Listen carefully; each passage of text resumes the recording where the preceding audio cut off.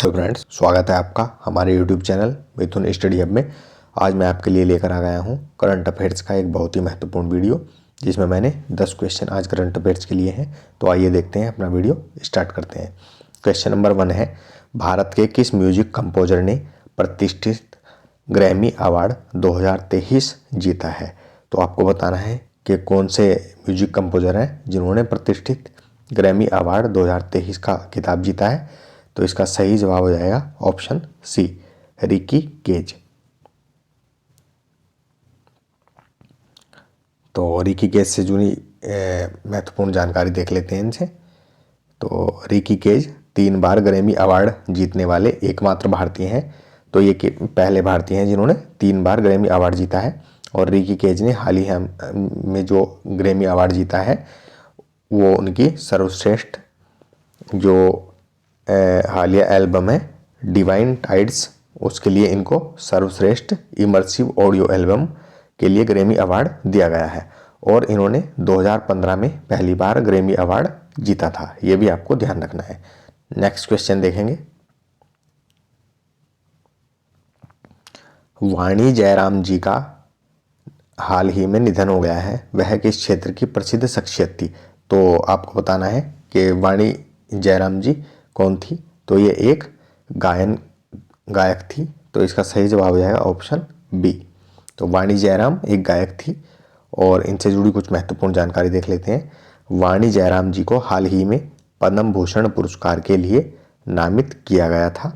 इन्होंने 19 भाषाओं में 10,000 से भी अधिक गाने गाए हैं, ये भी आपको ध्यान रखना है। नेक्स्ट क्वेश्चन देखेंगे। प्रधानमंत्री नरेंद्र मोदी जी ने इंडिया एनर्जी वीक 2023 का शुभारंभ किस शहर में किया है? तो इसका सही जवाब हो जाएगा ऑप्शन डी, बेंगलोर। तो एक कर्नाटक के बेंगलोर में प्रधानमंत्री नरेंद्र मोदी जी ने एनर्जी वीक 2023 का शुभारंभ किया है। तो इससे जुड़ी महत्वपूर्ण जानकारी देख लेते हैं। यह जो कार्यक्रम है एनर्जी वीक कार्यक्रम, ये 6 से 8 फरवरी 2023 तक बेंगलोर कर्नाटक में आयोजित किया जाएगा। इस इवेंट में इंडियन ऑयल द्वारा विकसित सोलर कुकिंग सिस्टम के ट्विन कुकटॉप मॉडल का भी अनावरण प्रधानमंत्री नरेंद्र मोदी जी ने किया है। तो अगर आपसे पूछा जाएगा क्वेश्चन कि सोलर कुकिंग सिस्टम के ट्विन कुकटॉप मॉडल का अनावरण किसने किया है, तो वो प्रधानमंत्री मोदी जी ने किया है। और कहाँ पर किया है? तो बेंगलोर के कर्नाटक में किया है, ये भी आपको ध्यान रखना है। नेक्स्ट क्वेश्चन देखेंगे। निम्न में से कौन सा देश हाल ही में अंतर्राष्ट्रीय सौर गठबंधन का पूर्ण सदस्य बना है? तो वो कौन सा देश है जो अंतर्राष्ट्रीय सौर गठबंधन का पूर्ण सदस्य बन गया है? तो इसका सही जवाब हो जाएगा ऑप्शन डी, ब्राजील। तो इससे जुड़ी महत्वपूर्ण जानकारी देख लेते हैं। अंतर्राष्ट्रीय सौर गठबंधन ISA भी बोला जाता है इसको शॉर्ट फॉर्म में, अंतर सरकारी एक संगठन है जिसमें आंशिक या पूर्ण रूप से कर्क रेखा और मकर रेखा के बीच देश जो स्थित हैं वो देश शामिल किए गए हैं। और इसकी जो स्थापना है अंतर्राष्ट्रीय सौर गठबंधन की, वो 30 नवंबर 2015 को की गई थी। इसका जो मुख्यालय है वो गुरुग्राम हरियाणा में स्थित है, ये भी आपको ध्यान रखना है। और संयुक्त राष्ट्र महासभा UNGA ने अंतर्राष्ट्रीय सौर गठबंधन ISA को पर्यवेक्षक का दर्जा दिया है, ये भी आपको ध्यान रखना है। नेक्स्ट क्वेश्चन देखेंगे। हाल ही में पहला सरस आजीविका मेला किस राज्य या केंद्र शासित प्रदेश में शुरू हुआ है? तो इसका सही जवाब हो जाएगा ऑप्शन ए, जम्मू कश्मीर।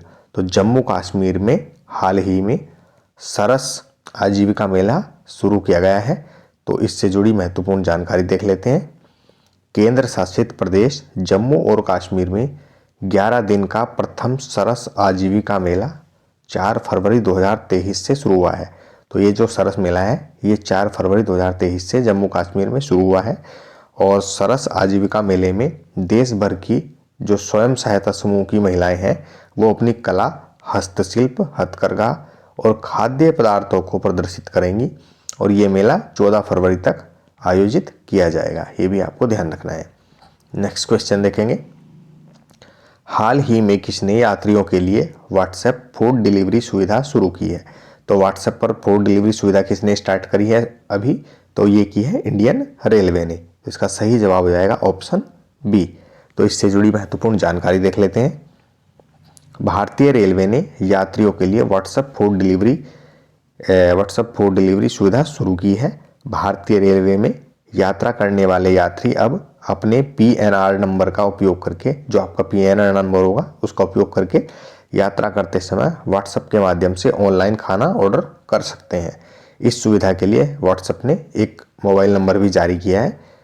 इस नंबर के माध्यम से आप ये 8750001323 ये नंबर है, इस पर ऑनलाइन ऑर्डर आप खाना कर सकते हैं।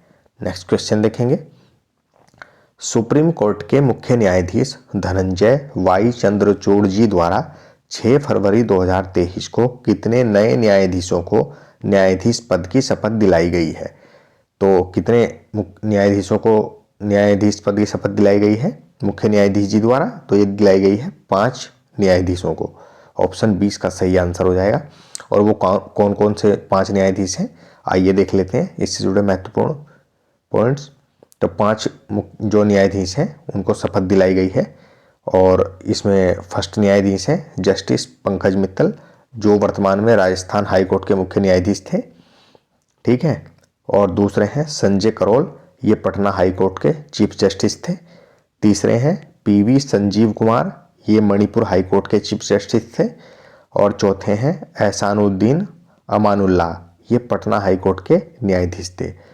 और पांचवे हैं मनोज मिश्रा, ये इलाहाबाद हाई कोर्ट के न्यायाधीश थे। ये भी आपको ध्यान रखना है। और वर्तमान समय में सुप्रीम कोर्ट में 32 न्यायाधीश हो गए हैं। और अगर आपसे पूछा जाए कि सुप्रीम कोर्ट में अधिकतम कितने न्यायाधीश हो सकते हैं, तो इनकी जो संख्या है वो 34 है, लेकिन वर्तमान में 32 न्यायाधीश हो गए हैं, जो पूरी संख्या है उससे 2 कम है। ये भी आपको ध्यान रखना है। नेक्स्ट क्वेश्चन देखेंगे। हाल ही में किस केंद्रीय मंत्रालय ने 100 से अधिक सट्टेबाजी और ऋण देने वाले चीनी ऐप्स को ब्लॉक करने का आदेश जारी किया है? तो ये चीनी ऐप को जो ब्लॉक करने का आदेश जारी किया है वो किया है इलेक्ट्रॉनिक और IT मंत्रालय ने। तो इसका सही जवाब हो जाएगा ऑप्शन बी। नेक्स्ट क्वेश्चन देख लेंगे। भारत के सर्वोच्च न्यायालय के 73वें स्थापना दिवस के मुख्य अतिथि किस देश के मुख्य न्यायाधीश हैं? तो भारत के जो सर्वोच्च न्यायालय के 73वां स्थापना दिवस के मुख्य अतिथि हैं वो किस देश के न्यायाधीश हैं? तो वो हैं सिंगापुर के। तो इसका सही जवाब हो जाएगा ऑप्शन बी। तो इससे जुड़ी महत्वपूर्ण पॉइंट देख लेते हैं। तो सिंगापुर के मुख्य न्यायाधीश और वो कौन है, इनका नाम भी दिया गया है सुंदरेशन मेनन, जिन्होंने role of justice in a changing world पर एक व्याख्यान भी दिया है, ठीक है। नेक्स्ट क्वेश्चन देखेंगे। हाल ही में किन्होंने मातृभूमि बुक ऑफ द ईयर का पुरस्कार जीता है? तो मातृभूमि बुक ऑफ द ईयर का पुरस्कार किसने जीता है? तो ये जीता है डॉक्टर पेगी मोहन ने। तो इसका सही जवाब हो जाएगा ऑप्शन ए। तो इनसे जुड़ी महत्वपूर्ण पॉइंट्स देख लेते हैं। मातृभूमि बुक ऑफ द ईयर का अवार्ड, इसका आयोजन 5 फरवरी 2023 को हुआ, और ये जो पुरस्कार है वो वंडर्स किंग एंड मर्चेंट पुस्तक के लिए इनको दिया गया था। और इस अवार्ड के लिए एक मूर्ति और 2 लाख रुपए नगद पुरस्कार इन्हें प्रदान किया गया है। और ये जो पुरस्कार है ये इन्हें नोबेल पुरस्कार विजेता अब्दुल रज्जाक गुरनाह के द्वारा समापन समारोह के दौरान प्रदान किया गया है। 2023 में ये 4था संस्करण था, और इस संस्करण की जो थीम थी वो इतिहास की छाया और भविष्य की रोशनी थी, ठीक है। तो इससे जुड़ी ये महत्वपूर्ण जानकारी थी। तो आज का जो करंट अफेयर्स का वीडियो था वो यहीं पर समाप्त होता है। अगर आपको हमारे द्वारा लाए गए क्वेश्चन या करंट अफेयर्स का वीडियो अच्छा लगता है तो हमारे चैनल को सब्सक्राइब कर लें, वीडियो को ज़्यादा से ज़्यादा शेयर करें, लाइक करें और बेल आइकन को ज़रूर दबाएं ताकि नए नए जो वीडियो हैं उनका नोटिफिकेशन आप तक पहुंचाया जा सके। धन्यवाद।